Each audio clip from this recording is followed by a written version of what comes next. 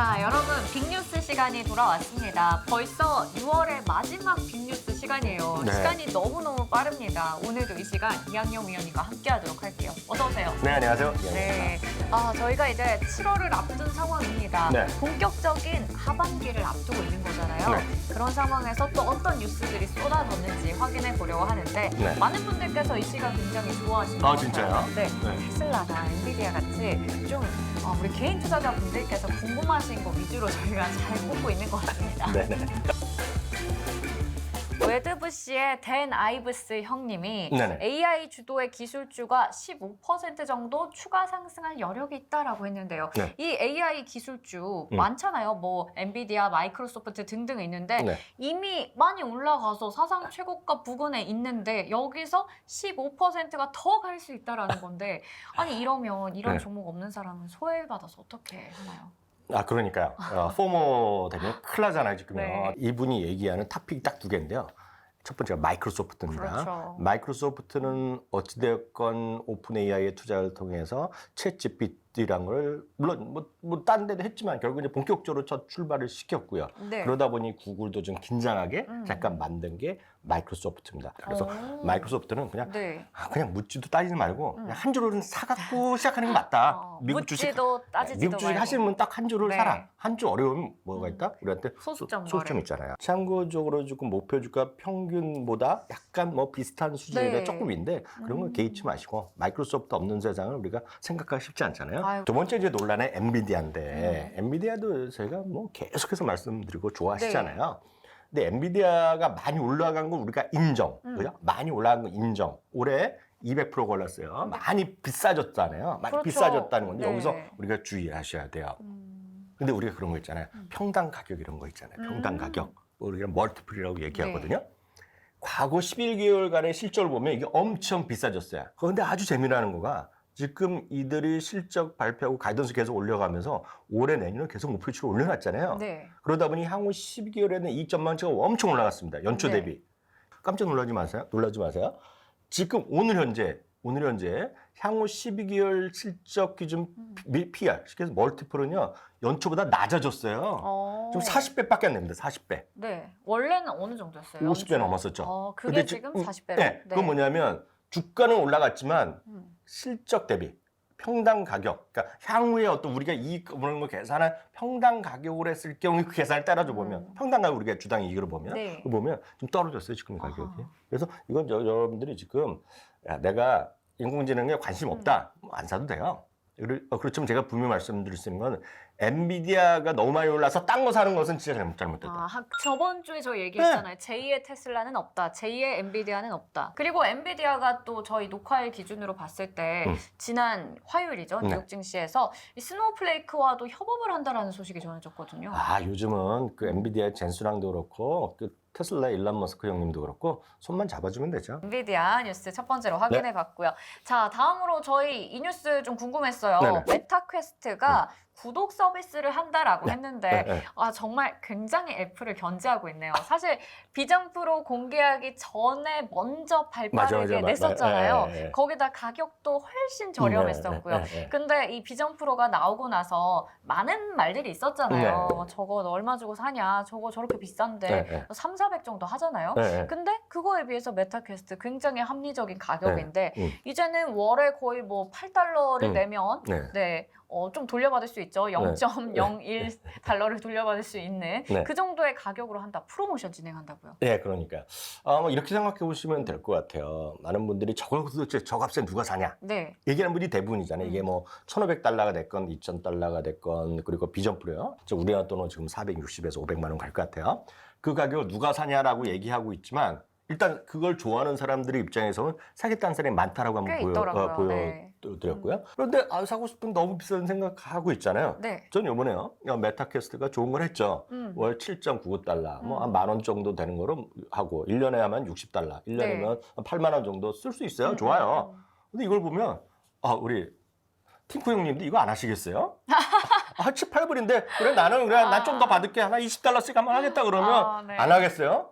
저도 바로 하죠 바로 예약 주문해갖고 네. 오픈런 있으면 저라도 오픈런해서 할 것 같아요. 1달러 프로모션 이런 거 하면 솔직히 응. 관심 없어도 일단 한번 해봐요. 아, 그렇죠. 왜냐면 OTT도 네. 첫 달 무료다 이러면 그렇죠, 저도 그렇죠. 다 하나씩 가입은 했었거든요. 네, 그러니까 네. 이런 것들을 보면 저는 구독 서비스가 지금 상당히 좀 커지고 있고 이런 것들이 확산된다는 측면에서 보면 네. 저는 딱 뉴스를 보면 야 애플도 20달러면 할 것 같아. 네. 그럼 저도 당장 해야겠다. 아. 이런 생각 확 들더라고요. 말이 나온 김에 구독 서비스의 성공이 여하튼 앞으로 모든 기업의 흥망성쇠다라고 보고 있고요. 그리고 우리나라는 아지만 우버원이라는 서비스가 있어요. 월 9.99달러에 보면 한 3번만 우버 타면 그냥 남는다는 거예요. 지금 거기다가 배달료 무료 받고 뭐 이러는 거. 우버원도 하고 있죠. 제가 보기 애플도 할 거라고 보고 있고요. 비전 프로도 할 거 있고 저는 이거 딱 이거 뉴스를 보고 야 형님도 좋다. 빨리 팀쿡도 이거 빨리 하면 좋겠다. 전 바로 할 것 같아요. 아니 이게 최근에 영화 값이 굉장히 많이 올랐어요. 아니 제가 영화 얘기를 왜 했냐면 네. 요즘 영화 티켓이 기본 뭐 15,000원 그렇죠, 정도에다가 그렇죠. 뭐 팝콘 먹고 뭐 하면 그냥 3만 원 나오거든요. 진짜요? 혼자 네. 봐도 네. 3만 원이 그냥 나와요. 근데 이 구독 서비스 하나에다가 네. 넷플릭스나 뭐 애플 TV 구독해가지고 하면 네. 거의 뭐 한 2만 원대 정도 되는 가격으로 네. 한 달 내내 영화를 즐길 수 있는 거잖아요. 네. 안 할 이유가 없다라는 생각도 듭니다. 네. 네, 이렇게 얘기 마무리 지어볼게요. 네. 자, 그리고 테슬라가 자동차 쪽을 잘 하고 있나요, 지금? 엄청 잘 나가고 있죠. 네, 그래서 이제 엄청 잘하고 있으니까 우리가 뭐 전기차 쪽에서 자율주행차 쪽은 1등이니까 네. 이번에는 컴퓨터에 도전해보자라는 승부수를 건 것 같은데 슈퍼컴퓨터. 네, 이름이 도조라고. 도죠? 아니 저는 그래서 네. 도조라고 하길래 아니 도조? 왜 이름이 도조지? 도조 요러시고 오네가시마스. 저 이게 너무 생각나는 거예요. 그래서 약간 그런 의미는 없겠지만 도조가 또 도와달라 부탁한다 이런 느낌이니까 그렇죠. 슈퍼컴퓨터가 인류를 좀 도와주지 않을까? 뭐 이런 혼자만의 의미를 부여해봤습니다. 테슬라 얘기 나온 김에 슈퍼컴퓨터 얘기하고 있는데 테슬라는 기본적으로 자동차를 제작해서 판매하는 회사잖아요. 하드웨어인데요. 테슬라에 대한 평가는 결국은 그 다음은 결국 소프트웨어죠. 왜냐하면 소프트웨어 업그레이드를 다 처음으로 OTA 서비스로 다 하잖아요. 그걸 하고 있는 데다가 지금은 결국 인공지능으로 결국 거기 들어가서 자율주행 한다 그러는 건 소프트웨어가 잘 돼 있어야 되잖아요. 그래서 그거를 위해서라도 지금 슈퍼컴퓨터 도저란 걸 만든다는 것이 되겠고요. 거기다 마침 또 지난 5월 달에 한번 들어가 보세요. 트위터 하시는 분들은 테슬라가 자기네 계정 별도로 테슬라 AI 계정을 만들었어요. AI 계정을 만들었고 5월 달부터 하다가 이번 달부터 6월 달부터 이제 트위터를 하기 시작했거든요. 여기 보시면 이제 AI 관련된 얘기를 쫙 하고 있다는 것 자체는 테슬라가 이제 본격적으로 슈퍼컴퓨터를 장착하면서 AI 쪽으로 그걸 확장하겠다는 것을 보여줬기 때문에 테슬라가 주가 비싸다고 할 수 있죠. 이것도 많이 올라간 건 우리가 다 인정하지만 테슬라에 대한 평가는 결국은 하드웨어 플러스 소프트웨어. 거기 소프트웨어는 결국 AI다라는 걸 이해하시면 여전히 긍정적으로 보시면 좋을 것 같아요. 네, 그러면 테슬라에 대한 주가 가치 판단은 우리가 어떻게 해야 되는지 좀 궁금한 게 최고의 전기 자동차 업체다라는 부분에다가 인공지능 쪽 자율주행 소프트웨어까지 탑재가 되어 있다라고 하면 더 뭔가 가치를 높게 매길 수 있지 않을까요? 그렇죠. 다만 이제 주가는 이제 많이 올라간 건 사실이고요. 아무리 테슬라 하더라도 한번 생각해 보세요. 전 세계 모든 자동차, 테슬라를 제외한 모든 자동차 시가총을 더해도 테슬라보다 지금 작거든요. 그러니까 그거 자체 절대 가격은 비싼 건 사실이 된 거죠. 그리고 앞서 말씀드렸던 엔비디아 약간 다른 게 엔비디아는 멀티플이 낮아졌다고 말씀드렸잖아요. 12개월이요. 테슬라는 올라갔어요. 그렇게 많이 자동차 회사이기 때문에 팍팍 올라가지는 않거든요. 그래서 테슬라가 가격이 많이 올라갔기 때문에 최근에 지난주부터 오늘까지 녹화 기준을 보면 4명 정도가 투자액을 좀 내렸어요. 그래서 그 중에서 가장 대표 인물인 아담 조나스, 보건 스탠레의 아담 조나스가 한마디 하면 옆에서 좀 먹어주는 거예요. 이분은 진짜 진솔한 분이고 상당히 솔직한 분인데 이분이 한때 테슬라가 망할 거라고 경고됐다가 2020년, 19년, 20년에 제가 반성문 통료를 쓰고 그다음에 상당히 긍정적으로 했던 분인데 너무 많이 올랐다는 거예요. 밸류에이션이. 그래서 지금은 약간은 좀 낮춰줘야 된다. 그러면서 지금 차익 실현 얘기도 분명히 있다라는 것들 이해하셔야 되겠고요. 다만 테슬라는 엔비디아 다 마찬가지인데요. 진짜 좋아하시는 분들은 그냥 갖고 가시면 돼요. 다만 너무 지금 올인돼 있다 하시는 분들 있잖아요. 그런 분들은 두 가지죠. 일부 차익 실현하면서 딴 것도 가서 분산 투자하면서 시장의 변동성에서 좀 약간 여유를 갖든지 아니면 나는 남자답게 여자답게 이 두 종목 내지 한 종목 승부되겠다 그러면 주가를 보시면 안 돼요. 그럼 변동성을 그냥 무시하고 사셔야죠. 네. 이걸 그렇게 한두 종목 올인한 다음에 주가의 무브먼트까지 보면서 스트레스 받으면 주식 투자하시면 안 된다 이렇게 말씀드립니다. 네. 자, 저희가 이렇게 테슬라와 엔비디아 얘기는 네네. 빅뉴스 시간에 항상 다뤄드리는데 네. 그만큼 중요한 뉴스가 매주 나오고 있어서 그렇죠. 얘기 드리는 것도 있고 또 많은 분들께서 관심 가지고 계실 종목이라서 좀 적절하게 어떻게 투자 전략을 세우면 좋을지 얘기를 드리는 것 같아요. 근데 미국 주식의 특성상 뭐 이걸 저희가 뭐 목표 주가를 제시하고 뭐 매수를 언제 하고 이런 얘기를 하는 게 아니라 어떻게 같이 가져가면 더 행복한지 이거에 대해서 좀 얘기 드리는 것 같아요. 타이밍을 잡고 이런 친구들 있잖아요. 그냥 솔직히 근데 애들이 하는 거고 저 점잖은 사람이 그거 뭐하러 그것까지 얘기하겠습니까? 그리고 솔직히 맞출 수도 없죠. 그걸 어떻게 그렇죠. 맞춰요? 그거는 네. 의미가 없겠고요. 벌써 마지막 뉴스예요? 네. 오, 벌써 마지막 뉴스 아쉬운데요. 네. 독립기념일이 다가오고 있습니다. 7월 4일인데 또 이때를 맞아서 많은 사람들이 휴가를 떠나잖아요. 그렇죠, 그렇죠. 마침 또 7, 8, 9월이면 여름 휴가를 갈 때고 네. 이 드라이빙 시즌, 휴가 시즌, 성수기를 맞아서 여행 수요가 사상 최대를 기록할 것이다라는 얘기가 나오고 있어요. 맞아요. 3년 만이에요, 이게. 네, 맞아요. 네. 미국에서 운전하고 다니는 사람들, 미국 사람들을 보면 뭐 우리나라 교포분도 마찬가지지만 네. 기본적으로 하고 있는 멤버십이 하나 있어요. 대부분이 상당히 많이 하는 거가 네. 트리플 A라고 있어요. 트리플 A가 A가 3개 있어갖고 네. 자동차 관련된 거 뭐 서비스 예를 들어서 그런 거 있잖아요. 우리나라는 요즘 카드 회사에서 대부분이 그런 거 있죠. 보험회사에서 네. 자동차에 타이어 펑크 나거나 네. 시동안 걸면 전화 오고 네, 뭐 이런 거 네. 있잖아요. 근데 미국도 이제 조금씩 늘어나고 있죠. 카드 서비스 이런 거 있지만 미국은 그런 걸 다 트리플 A라는 거라서 해줬어요. 네. 뭐 다 해주는 건데 워낙 유명합니다. 권 있는 기관에서 트리플 A에서 여행과 관련된 조사를 했다. 이런 거 그냥 확 믿어주는 겁니다. 네. 믿어주는 거예요. 먼저 거기까지 말씀드렸고 여기서 이제 발표를 했는데요.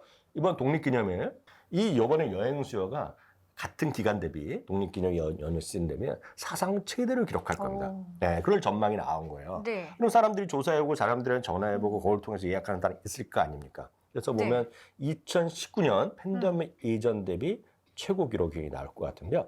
미국인이요 평균은 5,070만 명이 이번에 여행 갈 거라고 합니다. 네. 5,070만 명. 그러니까 5,070만 미국 인구가 뭐 3억 넘을 네. 거 아니에요. 그러니까 거의 대부분이 간다라고 보셔야 되겠고요. 2019년 같은 기간에 4,900만 명이었어요. 그러니까 그걸 느낌 보시면 되겠고요. 코로나 이전을 상회한다. 아, 그렇죠, 네. 그렇죠. 그리고 운전해서 가는 사람이 네. 2019년 대비는 4%, 작년 대비는 2%가 늘어나고요. 네. 비행기 여행도 417만 명. 와.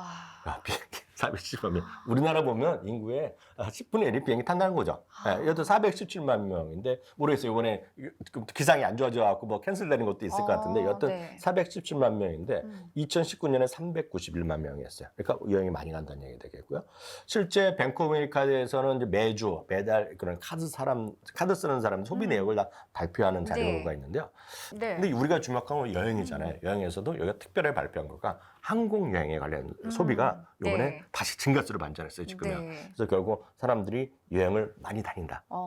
그리고 사람들이 전체적으로 어렵다들 여행 가는데 다만 가긴 가는데 약간 소비가 둔화됐다는 건 여행을 다 간다는 거예요, 지금요. 그런 관점에서 저는 호텔 관련주 그리고 항공주 요즘 강하거든요. 네. 그리고 그런 여행과 관련 것들 한번 해볼 만하다는 생각해서 여기까지 이제 뉴스고 그다음에 제가 좀 여러분 관심 있는 거를 좀 그럼 내피셜로 관점에서 말씀드리면 네.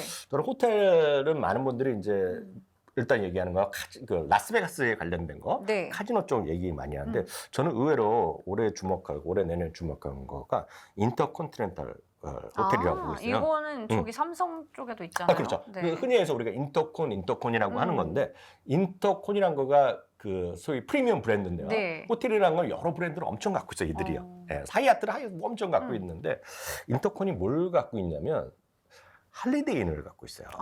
할리데이인이 어쩜 프리미엄은 아닌데 전 세계에서 호텔 수가 제일 많은 것 중에 하나예요. 네. 그래서 그것이 되겠고 또 그 중국의 호텔들이 많아요. 네. 근데 중국 사람이 해외를 많이 나가면 익숙한 브랜드. 왜냐하면 마일리지가 있잖아요, 이 친구들이. 할리데이. 그래서 저는 IHG가 그렇게 네. 부가가 안 되고 있는데 그래서 IHG 한번 여러분들 공부해 보시면 좋을 것 같고요.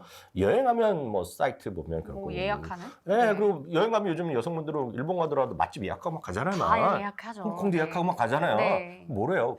다 오픈 더 테이블, 오픈 테이블에 사는 거거든요. 그걸 갖고 있는 게 부킹홀딩스. 그래서 좀 부킹홀딩 요 두 주식이라면 관심 갖고 좀 보고 네. 있죠.